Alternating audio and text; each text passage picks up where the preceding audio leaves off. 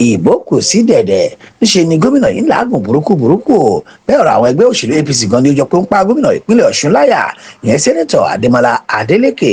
Ariwo Tinubu ọmọ Àbíbátù Mọ́gàjí ẹni tí ṣe ààrẹ Nàìjíríà gan ni Jackson pa o.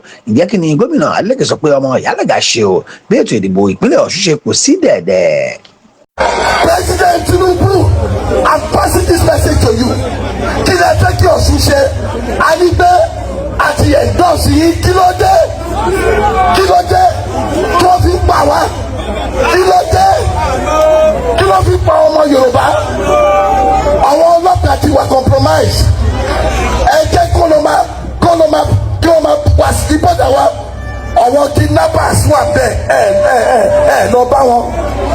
Àwọn tó ń jíyàn gbé President Tinubu mọ̀ ń fi àsìkò yìí sọ fún yín o. Ẹ má sọ pé mi ò pariwo. I am the Chief Security Officer of Osun State.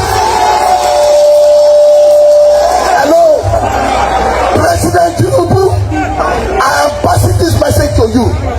Osun will not accept any rigging.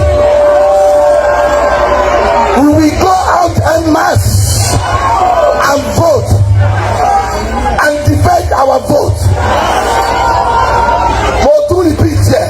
Ẹ má jẹ́ kí n tó ṣẹlẹ̀ ní 1983 kó ṣẹlẹ̀. President Tinubu, Osun people, as one party have endorsed you as our presidential candidate. Why are we suffering? Why is our body being dead? Oyetola need to be called to order. Gbogbo wa la bímọ o. Gbogbo wa la bímọ o. Ẹ ń pa àwọn èèyàn.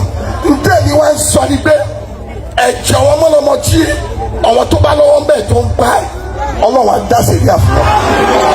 Mo lọ́lọ́run á dá sẹ̀ríà fún wọn.